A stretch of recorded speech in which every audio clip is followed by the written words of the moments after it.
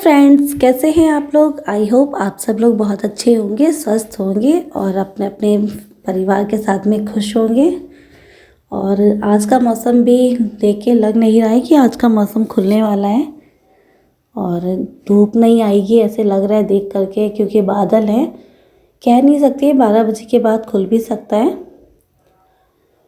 तो यहाँ पे मैं आ गई थी रूम में और आने के बाद से सबसे पहले मैंने झाड़ू लगा लिया था। बच्चों को अभी नहीं उठाया था क्योंकि ठंड बाहर ज़्यादा है और उठ जाएंगे तो कुछ करेंगे नहीं, ऊपर नीचे करते रहेंगे, ठंड लग जाएगी। इसलिए मैंने बच्चों को उठाया नहीं था और मैंने रूम में झाड़ू लगा लिया था। अभी मैं झाड़ू लगा रही थी जब तक बच्चे उठ गए थे, अपने अपने बिस्तर से हट भी गए थे। तो फटाफट से मैंने यहाँ से डोरमेट वगैरह हटा के अच्छे से झाड़ू लगा लिया था। और कालीन भी जो है हल्की सी कालीन है और इसको भी झाड़ लिया था। झाड़ के अच्छे से मैंने यहाँ पे पोछा लगा लिया, झाड़ू लगा लिया था। और यहाँ पे मेरे कपड़े रखे थे जो मैंने कल वॉश किए थे। और आजकल ऐसा हो गया है कि आप वॉश करके धूप में फैला दीजिए और फिर उसको अगर आपने उस टाइम नहीं फोल्ड किया, रख दिया, तो अगले दिन सुबह ऐसे लगते जैसे ये अभी सब गीले हैं। तो यहाँ पे मुझे मेरा लोवर और कुर्ता ऐसे लग रहा था जैसे ये गीला है। हालांकि गीला था नहीं, ठंड की वजह से मुझे ऐसे लग रहा था, लेकिन फिर भी मैंने उसको बाहर डालने के लिए अलग कर लिया था और बाकी के जो कपड़े थे उनको मैंने फोल्ड कर लिया था। यहाँ पे धूप की वजह से आजकल कपड़े सूखने में बहुत दिक्कत आ रही है। मुझे क्या हो तो खैर सभी के साथ में ही है, सभी को हो रहा है चीज़। और ऐसा भी नहीं है कि हम डेली नहा रहे हैं तो हम कपड़े ना धोएं, कपड़े भी धोने ज़रूरी होते हैं, नहीं तो कपड़े इकट्ठे हो जाते हैं तो फिर बहुत ज़्यादा दिक्कत आती है बाद में। इसलिए मैं तो डेली जब नहाती हूँ तभी मैं अपने और अपने बच्चों के कपड़े लगे हाथ धो देती हूँ ताकि धीरे धीरे करके वो सूख जाए। वरना मौसम का कोई आजकल भरोसा नहीं रह रहा है, कब धूप आएगी कब नहीं आएगी। तो मैं ऐसा कपड़े रखती नहीं हूँ, मैं लगे हाथ धो देती हूँ। बड़ी बेडशीट वगैरह कभी चेंज होती है तो वही रखी रह जाती है, उसी को हफ्ते में एक बार धोना पड़ता है, क्योंकि फिर अगर मैंने सारे कपड़े एक साथ धो दिए तो फैलाने में दिक्कत हो जाएगी। तो बस यहाँ पे डेली यूज़ वाले जो भी कपड़े निकलते हैं उनको मैं डेली धो देती हूँ। और ये मेरा शॉल है, आपने देखा होगा ज़्यादातर मुझे ओढ़ते हुए, तो ये भी मैंने धो दिया है क्योंकि कल गणेश चौथ का व्रत है और कल मुझे साफ़ सुथरे कपड़े चाहिए होंगे, तो इसलिए मैंने शॉल धो दिया था अपना। और रजाई के दोनों कवर भी मैंने उतार के उनको भी अच्छे से वॉश कर लिया था, साथ ही बेड शीट भी, क्योंकि कल मुझे सब कुछ साफ़ सुथरा नया सब कुछ बिछाना होगा। तो इसलिए मैंने सारे कपड़े अपने धो दिए थे, व्रत की पूरी तैयारी कर ली है मैंने। और आई होप आप सब लोग भी गणेश चौथ करते होंगे। गणेश चौथ का व्रत जो है वो बच्चों की कामयाबी के लिए, घर की बरकत के लिए होती है। और उसके बाद से फिर मैं नीचे आ गई थी और नीचे आकर के भी मैंने कालीन को निकाल लिया था, निकाल के झाड़ लिया था। यहाँ पे हम लोग डेली ही कालीन को निकाल के अच्छे से पूरे झाड़ू लगाते हैं क्योंकि दिन भर में मिट्टी आ ही जाती है। और क्योंकि अभी हमारी बाहर की जो रोड है वो अभी बहुत ज़्यादा पक्की नहीं है, मतलब कच्ची रोड है, तो उसकी वजह से घर में धूल भी बहुत आ जाती है।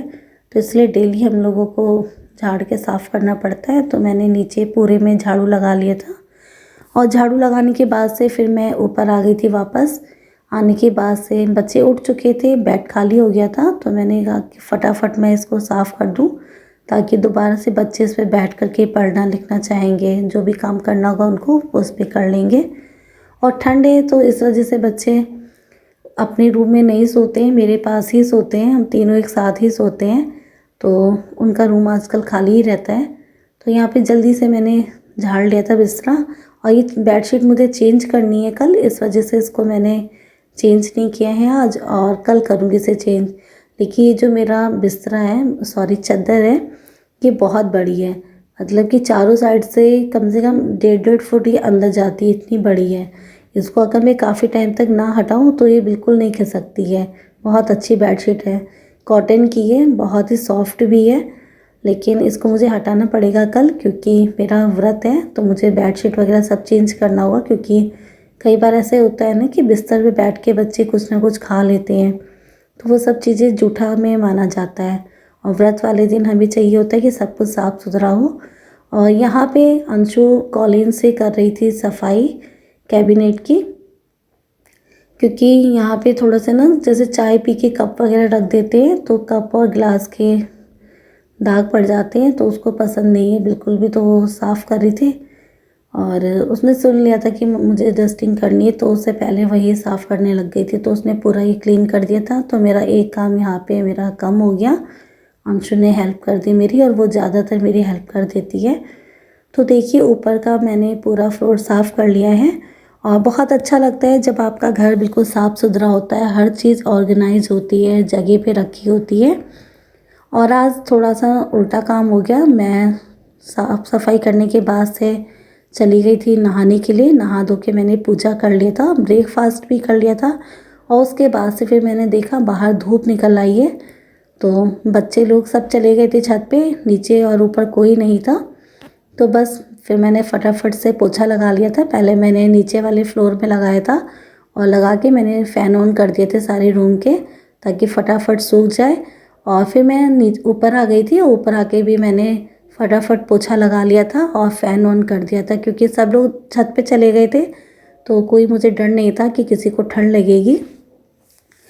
तो मैंने फटाफट से यहाँ पे पोछा लगा लिया था, और बस आज मैंने नहाने धोने के बाद से पोछा किया है। वैसे मैं हमेशा पोछा झाड़ू नहाने से पहले ही करती हूँ, लेकिन कल मेरा व्रत है तो ये भी ज़रूरी काम था, इसलिए मैंने कर लिया।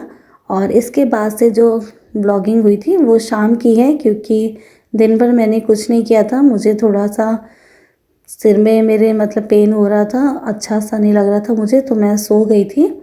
और फिर शाम के टाइम में मैं सो के उठी थी, तो अंशु ने चाय पिला दिया था, और चाय पीने के बाद से फिर मैंने अपना बाकी का पूजा पाठ किया था। और शाम को दोपहर में आज राजमा चावल बनाया था संध्या ने, तो राजमा चावल खाया था सबने। और शाम को फिर मैंने आलू गोभी काट लिया था, और आलू गोभी की सब्ज़ी सिंपल सी बनाई थी, हल्की सी ग्रेवी वाली। और साथ में दिन के चावल पड़े थे, तो चावल को मैंने फ्राई कर लिया था, और रोटी। तो ये आज हमारा डिनर है। और यहाँ पे मेरे पास आज एक ही टमाटर और एक ही प्याज था, क्योंकि सब्ज़ी ख़त्म हो गई है। तो स्वरित अपने मौसा जी के साथ में गया है सब्ज़ी लेने के लिए, लेकिन उनको आने में अभी लेट लगेगा। तब तक मैं अपने इसी एक प्याज और एक टमाटर की को ही डाल करके सब्ज़ी बनाने जा रही हूँ। तो फटाफट से मैंने बना लिया था, सिंपल तरीके से बनाया था मैंने, जैसे सभी लोग बनाते हैं।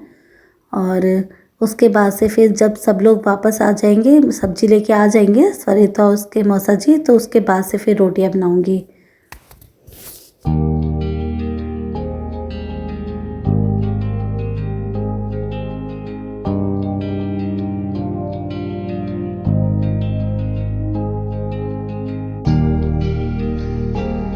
जब तक सब्ज़ी बन रही थी तब तक मैंने आटा भी गूंद के रख लिया था, और बस अब मुझे आटा को मैंने रेस्ट भी दे दिया है। अब बस थोड़ा सा इस पर मुझे और थोड़ा हाथ मारना है, और आटा मेरा बिल्कुल तैयार हो चुका है। लेकिन अभी मेरे को रोटियां नहीं बनानी है, क्योंकि अभी खाने वाला कोई भी नहीं है। तो बस यहाँ पे मैंने आटे को एक बार और से दोबारा से मल करके रख दिया था, और सब्ज़ी भी मेरी लगभग तैयार हो चुकी है। तो अब मुझे कोई काम नहीं करना, मैं थोड़ी देर आराम से बैठूँगी, और उसके बाद से जब सब लोग आ जाएंगे तब मैं रोटी बनाऊंगी। तो मैंने पूरी यहाँ पे तैयारी करके रख दिया है, ताकि जैसे ही आएंगे स्वरिता उसके मौसा जी, थोड़ा रुक करके मैं फटाफट से रोटियां बनाना शुरू कर दूंगी। तो यहाँ पे सब्ज़ी मेरी बिल्कुल तैयार हो चुकी है, और सब्ज़ी हल्की ग्रेवी वाली है, देखने में तो बहुत अच्छी लग रही है। कल मेरा व्रत है, यहाँ पे मैं आप लोगों को हाई कर रही हूँ, तो आप लोग मेरी हाई को एक्सेप्ट कीजिएगा। और अगर मेरा ब्लॉग आपको पसंद आता है, मेरी बातें आपको पसंद आती है, तो प्लीज़ लाइक किया कीजिए और कमेंट कीजिए। और हाँ, यहाँ पे जो मैं मसालदानी है जिसमें मसाले रखते हैं, वो संध्या ने धो दिया था, तो बस फिर मैंने आज ऐसे ही जार से ही डायरेक्ट डाल दिया था, क्योंकि अभी वो गीला ही था। उसको अच्छे से पोंछ करके फिर उसमें मसाले भरेंगे। तो अभी मैंने फ़िलहाल इसी में से ही मसाले डाल दिए थे। तो नमक, मिर्च, हल्दी, गरम मसाला, सब्जी मसाला का पाउच था, मैंने वो डाला था। और सब्ज़ी भी मेरी तैयार है। सब्ज़ी पहले मेरी तैयार नहीं हुई थी, अब तैयार है, क्योंकि मसाले तो मैंने अब डाले हैं ना। कभी कभी ऐसा होता है कि वॉइस ओवर करते करते समझ में नहीं आती कौन सी क्लिप चली गई है। और बस यहाँ पे सब्ज़ी तैयार हो गई, मैं सब्ज़ी मसाला डाल रही हूँ। और अब मेरी सब्ज़ी लगभग तैयार ही है, क्योंकि मसाला पकने में बहुत ज़्यादा टाइम तो लगेगा नहीं, इसे मैं ऐसे ही ढक कर के रख दूँगी और स्लो फ्लेम पे आराम आराम से होते रहेगी। और सब्ज़ी भी मेरी तैयार हो गई थी और यहाँ पे सरिता आ गया था सब्ज़ी लेकर के और कल के व्रत का सामान लेकर के। तो अभी मैं आपको दिखाती हूँ मैं क्या क्या मैंने मंगाया है। तो यहाँ पे आलू, प्याज, मटर, गोभी और अदरक और केले मंगाए थे मैंने, सेब मंगाया था और शकरकंद है, गुड़ है, तिल के लड्डू हैं, तिल है, फूल है। ये सब चीज़ें मैंने पूजा के लिए मंगाया था, लेकिन स्वरित शकरकंद सही से नहीं ले पाया है, वो कटे हुए शकरकंद उठा ले आया है। तो उसको हम लोग खाने में रख लेंगे और कल की पूजा के लिए मुझे नए शकरकंद मंगाने पड़ेंगे। और यहाँ पे मैंने फटाफट से रोटियाँ बना ली थी और अंशु ने मेरी हेल्प कर दिए थे, वो आ गई थी। आने के बाद से उसने प्लेट लगाना स्टार्ट किया था। उसने सबसे पहली प्लेट आप लोगों के लिए लगाई है। तो हमारे जो भी आज का डिनर है उस कैसा लगा आपको, खाइएगा और बताइए। तो यहाँ पे मेरी रोटियाँ सिक गई हैं, तैयार हो गया है खाना। और दिन का चावल पड़ा था, तो फिर मैंने एक साइड में चावल भी फ्राई कर लिए थे हल्के से ऑयल डाल करके, ताकि बच्चे उसे आराम से खा लेंगे। और तो आज का हमारा जो डिनर है वो है सब्जी, चावल और रोटियाँ। तो फटाफट से यहाँ पे अंशु आ गई थी और आने के बाद से उसने काम करना स्टार्ट कर दिया था, हेल्प करना, क्योंकि आज हमें बच्चों के साथ में थोड़ा बहुत टाइम स्पेंड करना है, उनके साथ में कुछ खेलना है। तो इसलिए अंशु आ गई थी कि मम्मी जल्दी से खा लेते हैं, फ्री हो जाएंगे तो फिर हम थोड़ा सा गेम खेलेंगे और उसके बाद से फिर पढ़ाई करेंगे। तो यहाँ पे अंशु ने मेरी हेल्प कर दी थी। और उसके बाद से हमने जो गेम खेला था उसको बोलते हैं 16 पर्ची धप। तो ये मैंने भी लखनऊ में ही आकर के सुना है गेम को, पहले नहीं सुना था कभी। तो ये गेम बहुत मज़े आते हैं इसमें। और जेरी भी बीच बीच में आ जाता है पर्चियाँ उठाने के लिए, तो कई बार तो वो फाड़ भी देता है।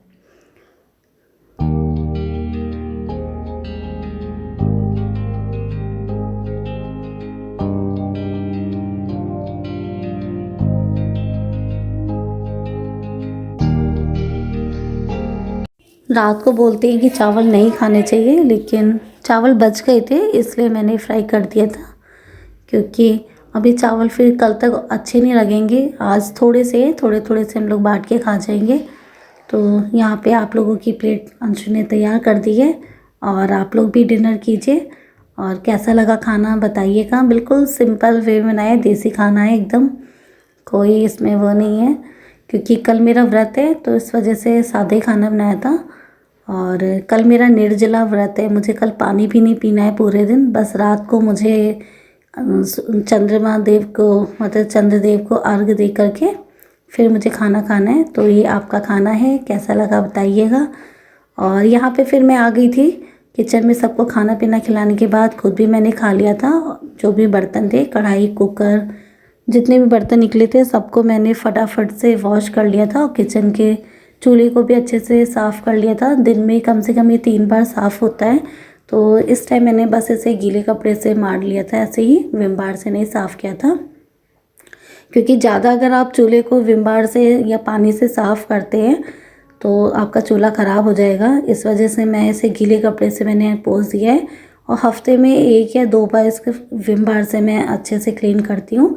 तो देखिए मेरा किचन भी जगमगा गया है, चकाचक साफ़ हो चुका है। और अब हम लोग कमरे में आ गए थे और यहाँ पे बैठ कर के हम लोग रज़ाई में बैठे थे सब, और यहाँ पे खेल रहे हैं 16 पर्ची धप।